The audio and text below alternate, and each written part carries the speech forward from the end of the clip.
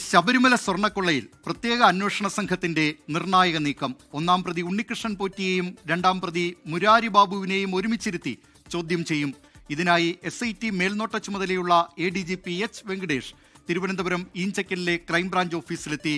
വിവരങ്ങളുമായി ഷഫീദ് റാവുത്തർ ചേരുന്നു. ഷഫീദ്, എന്താണ് ഇപ്പോൾ, അതായത് ഇവരെ രണ്ടുപേരെയും ഒരുമിച്ചിരുത്തി ചോദ്യം ചെയ്യാനാണ് ഇപ്പോൾ SIT തീരുമാനിച്ചിരിക്കുന്നത്.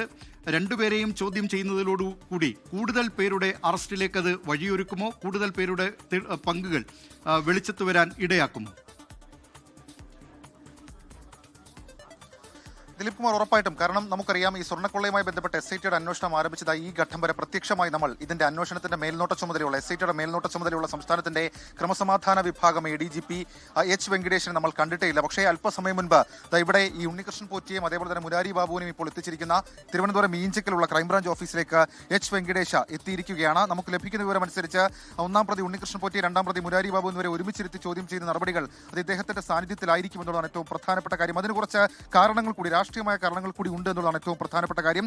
ഉണ്ണികൃഷ്ണൻ പോറ്റിയെ ചോദ്യം ചെയ്തത് SP ശശിധരൻ ആയിരുന്നുവെങ്കിൽ മുരാരി ബാബു നമുക്കറിയാം പല സാമുദായിക സംഘടനകളുടെയും താല്പര്യമുള്ള ഒരു മനുഷ്യനാണ്. സർക്കാരിന് രാഷ്ട്രീയമായ തരത്തിൽ പലതരത്തിലുള്ള വ്യാഖ്യാനങ്ങൾ പ്രതിപക്ഷമടക്കം ഉന്നയിച്ച ആരോപണം മുന്നിൽ നിൽക്കുന്ന ഒരാളാണ്. അപ്പോൾ അദ്ദേഹത്തെ ചോദ്യം ചെയ്യുന്നത് സംസ്ഥാനത്തെ ഏറ്റവും പ്രധാനപ്പെട്ട പോലീസ് ഉദ്യോഗസ്ഥന്റെ സാന്നിധ്യത്തിൽ ആണ് എന്നുള്ളതും ഏറ്റവും പ്രധാനപ്പെട്ട കാര്യം. 3 പ്രധാനപ്പെട്ട കാര്യങ്ങളിൽ ഈ മുരാരി ബാബുവിനെ ചോദ്യം ചെയ്യുന്നതാണ് നമുക്ക് മനസ്സിലാക്കാൻ കഴിയുന്ന കാര്യം. ഒന്നാമത്തേത്, 1999 ഈ ചെമ്പുപാളികൾ സ്വർണ്ണം പൊതിഞ്ഞുവെന്ന ധാരണയുണ്ടായിട്ടും 2019 ഉണ്ണികൃഷ്ണൻ പോറ്റിക്ക് ഇത് കൈമാറുന്ന സമയത്ത് ചെമ്പ് പാളി എന്ന് രേഖപ്പെടുത്തി 2019 സ്മാർട്ട് ക്രിയേഷൻസിലേക്ക് ഇത് എത്തിക്കാൻ ഉണ്ണികൃഷ്ണൻ പോറ്റിയെ ചുമതലപ്പെടുത്തി. അതിന് ദേവസ്വം പ്രോട്ടോകോളുകൾ പാലിച്ചില്ല. മൂന്നാമത്തേത്, 2024 സമാനമായി ഉണ്ണികൃഷ്ണൻ പോറ്റിക്ക് ഇത് കൈമാറാനുള്ള നീക്കം അത് മുരാരി ബാബു നടത്തിയെന്നുള്ളതാണ് അന്വേഷണ സംഘത്തിന്റെ കണ്ടെത്തൽ. ഈ കണ്ടെത്തലിന്റെ അടിസ്ഥാനത്തിലാണ് ചില രേഖകളൊക്കെ ദേവസ്വത്തിൽ നിന്ന് പിടിച്ചെടുത്തിപ്പോൾ ഈ ചോദ്യം ചെയ്യലും അറസ്റ്റ് അടക്കമുള്ള നടപടികളിലേക്കും കടന്നത്. അപ്പോൾ ഈ H വെങ്കടേഷ് ഇവിടേക്ക് എത്തുമ്പോൾ സ്വാഭാവികമായും ഈ ശബരിമല സ്വർണ്ണക്കൊള്ളയിൽ മറ്റൊരു തരത്തിലേക്ക് അന്വേഷണം മാറുകയാണെന്നൊരു ഗൗരവം മറ്റൊരു തരത്തിലേക്ക് മാറുന്നു എന്നുള്ളത് ഏറ്റവും പ്രധാനപ്പെട്ട കാര്യം. ഒരു പക്ഷേ കുറച്ച് സമയം കൂടി ഈ ഇഞ്ചക്കലുള്ള ക്രൈംബ്രാഞ്ച് ഓഫീസിൽ